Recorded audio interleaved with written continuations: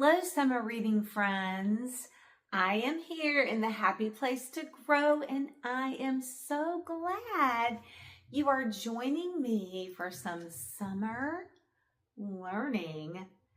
We are diving in to some really fascinating sea adventures. I hope that you joined me for my last video when we were viewing all weird things under the sea.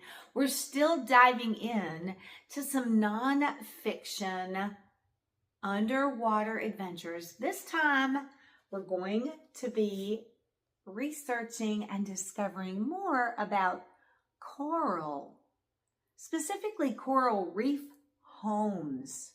So think about it just for a minute. What do you know about coral or coral reefs? Well, I didn't know that much about it. So I was so fascinated when I read this book because this nonfiction scholastic vocabulary reader really taught me to appreciate all the life that is blooming and thriving under the sea. So let's get together and learn a little bit more about what's living in our waters, our oceans. All right, so we're thinking about a nonfiction book. This Coral Reef Homes is a nonfiction book. Now, nonfiction books are different than fiction books. This is not a story with characters, setting, problems, solutions. This is an informational text. So we're going to be learning some facts, some true things about our topic, which is coral reef homes. So that's great. Now, some of the vocabulary or words in here might be a little difficult or challenging, so we'll have to navigate through the different features so we can learn and discover more about our topic.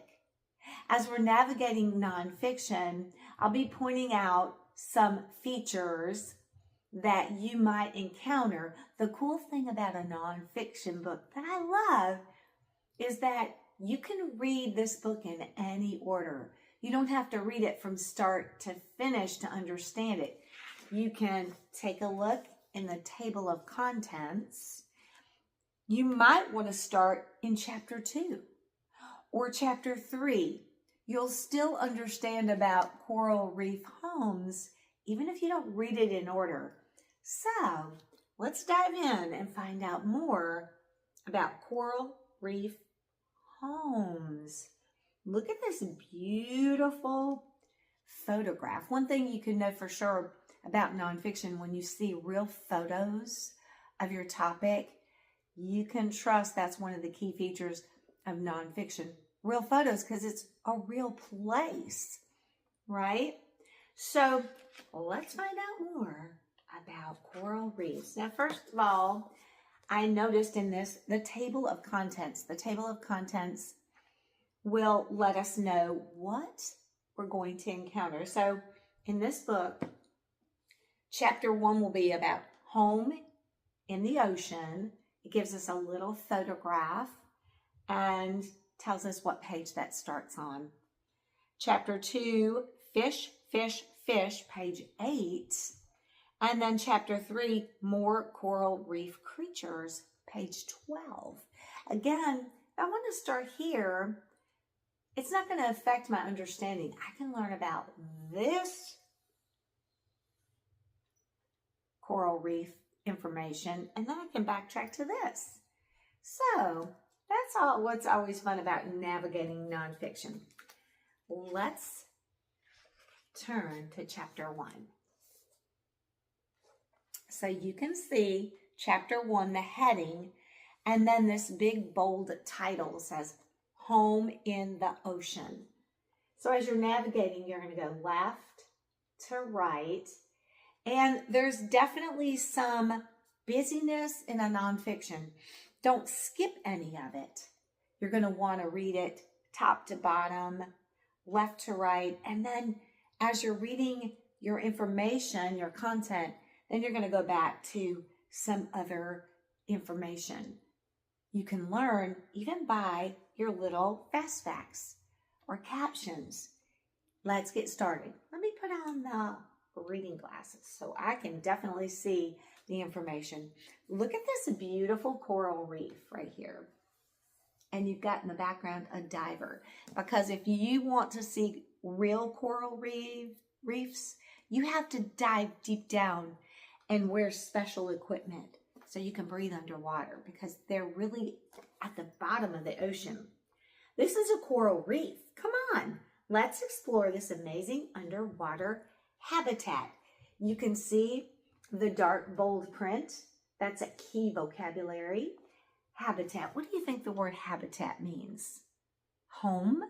Yeah, it is an amazing underwater place where living creatures are dwelling. Coral reefs are made from tiny animals called coral polyps. So here's another key vocab, and it shows me how to pronounce polyps. The polyps pile on top of one another. It can take millions of them to make a reef. Now that's something new to me. I didn't know that a coral reef was actually living creatures piling on top of each other. Amazing. And then there's a photograph of a polyp. It says this is a coral polyp. One polyp is about the same size as a pencil eraser. And then you've got this little dot that says close up. I love something in nonfiction that helps me learn if I'm navigating a new piece of information. They give a comparison. So we're seeing this up close, but this is how tiny one polyp is. No wonder it takes millions to build a coral reef. Wow, I'm really learning and understanding more. Look at this. There are different types of coral. So as I'm learning, I'm going to read down here and then I'll come back and read about the different types of coral. And I can get a picture of what they look like because there's some real photographs. There are many kinds of coral. Do you think these look like their names? So there's a question. So this coral says finger coral. Question, do you think it looks like fingers? Cabbage coral. Do you think that looks like cabbage? I do. Brain coral. Oh yeah, that definitely looks like a brain. And then fan coral is this one, and that one looks like a fan. This was the only one, it sort of looks like fingers to me, but my jury's out on that one. But definitely beautiful and different. Coral reefs live in warm, shallow water. There's another key vocab, darkened. Shallow is not too deep. Some reefs grow to be huge. So even though we saw the diver on that one page diving down to see coral reefs, a lot of them live in warm, shallow water. So this is showing us, if you were looking down on this water, this is what you would see. And then it says, fast fact, the Great Barrier Reef in Australia is 1,430 miles long. Wow, that's really large. I love learning new things that I didn't know before. Oh, we're already to chapter 2. I love learning quickly. Fish, fish, fish, chapter 2. So along with the polyps that build the coral reefs, there are other living creatures like fish. Look at these beautiful tropical fish. Colorful. A coral reef is teeming. That's a key vocab. Teeming means filled, growing, just large. Teeming with life. There's a lot of life. It is home to lots of colorful fish. Some have stripes, others have spots. Teeming with life teeming with colorful fish. We're going to get to know a few of those fish that live on a coral reef. These fish live in a coral reef. Their skinny shape helps them escape predators by hiding inside reef cracks. Well, no wonder they want to live there. They're skinny fish, so describing, and they need to hide in little crevices in the coral reef because they're hiding from their predators. What do you think a predator is? Another creature that wants to make this fish its food. So a predator is a hunter. Flame angelfish. Wow, that does look like a colorful flame. This is a butterfly fish. Do you think it looks like a butterfly fish? This is a majestic angelfish. And then there's the coral grouper. Would you love to dive under the ocean and see these beautiful fish? Yeah, that would be amazing. One day, maybe you can. Until then, we're enjoying this book. Oh, you've probably seen this guy in a movie, Finding Nemo. This is the kind of fish that Nemo was, and he did live in a coral reef. That was his home. Clownfish also live in a coral reef. They hide in chemocab anemone. I always have trouble with anemones. I want to say anemones. That was right. That one's difficult for me to say. I'm glad they have it chunked out so I can read it.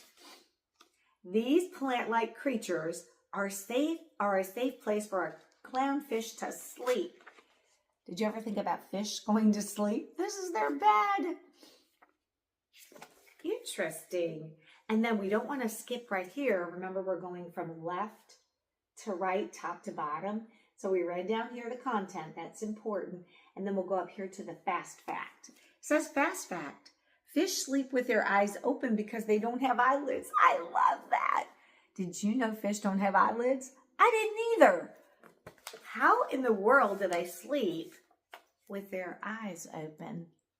I could not do it. Amazing things are sleeping under the sea. Oh, they call these the little darlings of the sea. And yes, they can be found in coral reefs. Look at this. Twisting their tail around a section of reef. Seahorses live in a coral reef too. They are a kind of fish. They hold onto the reef with their curly tails. How cute is that? They're definitely little darlings. Wow, so there are different kinds of skinny fish.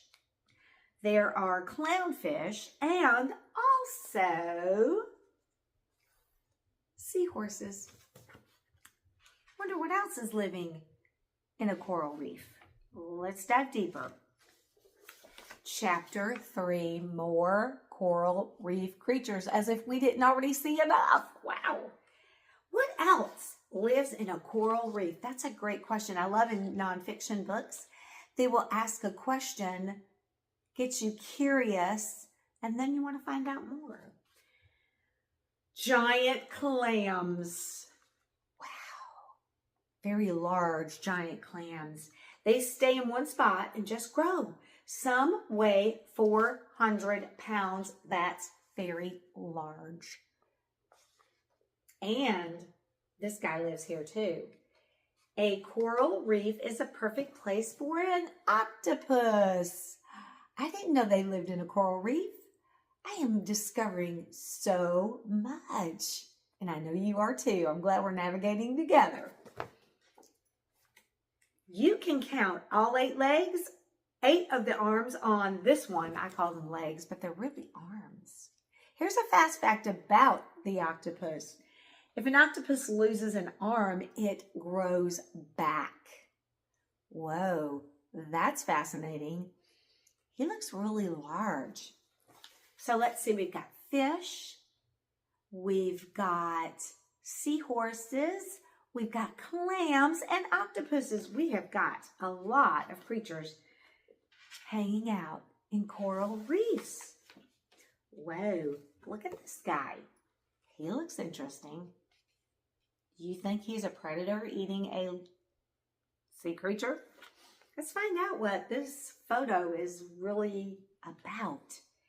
Who are the most helpful members of the coral reef habitat? Habitat meaning home. Okay. Cleaner shrimp. So that's a shrimp whose job it is to clean. No, it's not getting eaten. It's acting like a giant toothbrush. Yeah, a shrimp toothbrush. I want you to see if your mom will go to the store and buy you a shrimp toothbrush. No, I'm just kidding. Can you imagine? You're a fish, your mouth is open, and this cleaner shrimp comes floating in and starts, They act like little dentists by cleaning the teeth of fish and eels. I guess they just kind of scootle around in there, and I'm not sure how they clean the teeth, but the fish does not bite down because they love the experience. I love that even in the ocean, creatures are teaming up together to help one another. A coral reef is such a busy place. Yeah, we've discovered that for sure. It is like an underwater city filled with amazing animals. I agree. Fast fact, coral reefs are endangered. See this red bold? Endangered is a key vocab.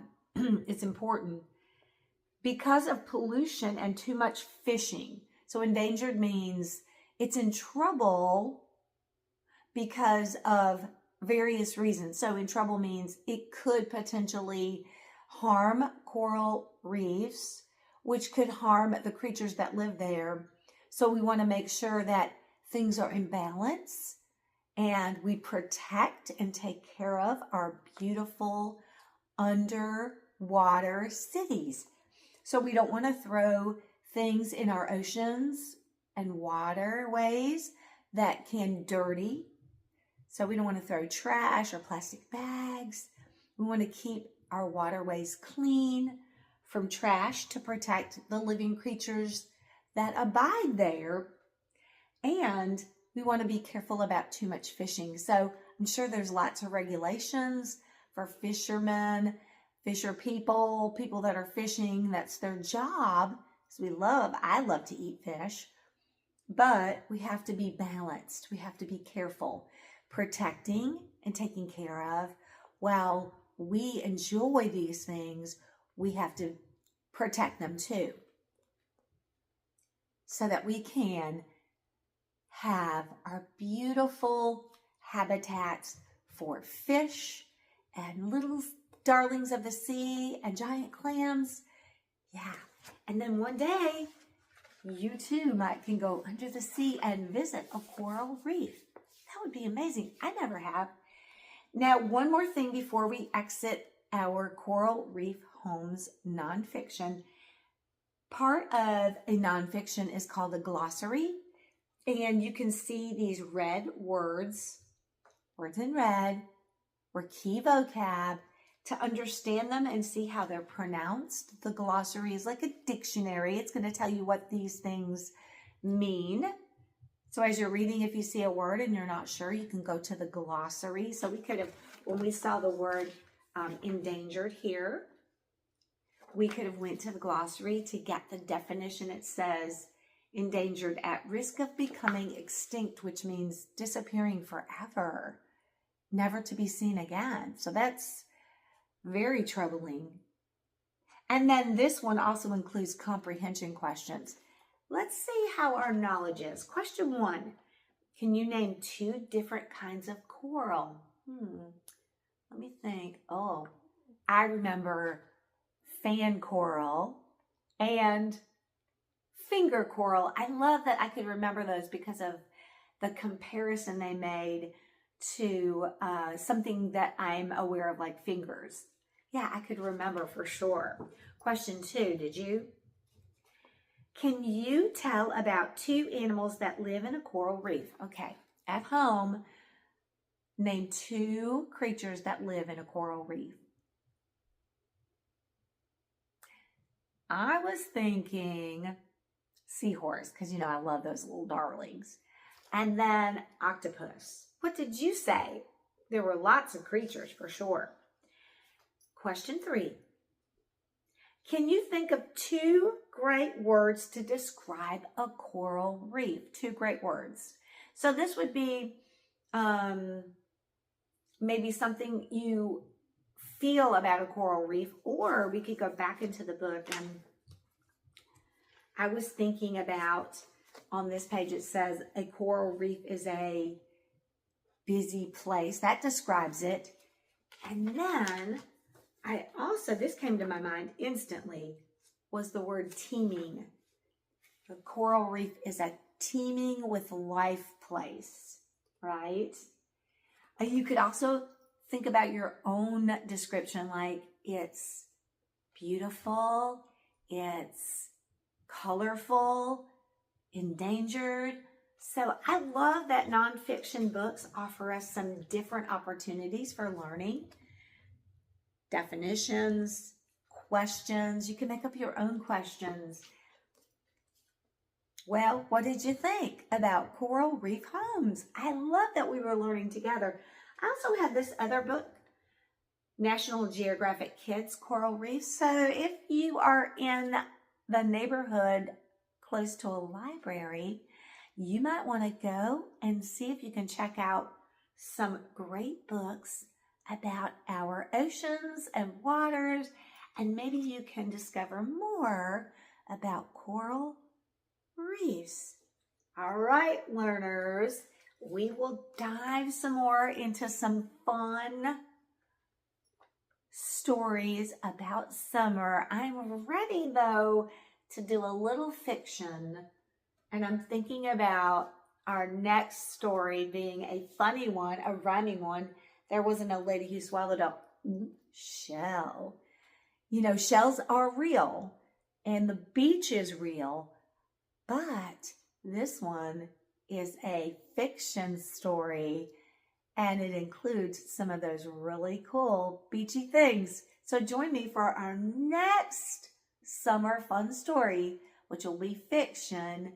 Until then, keep learning, keep knowing, and keep growing about all things summer, ocean, under the sea adventures, shells.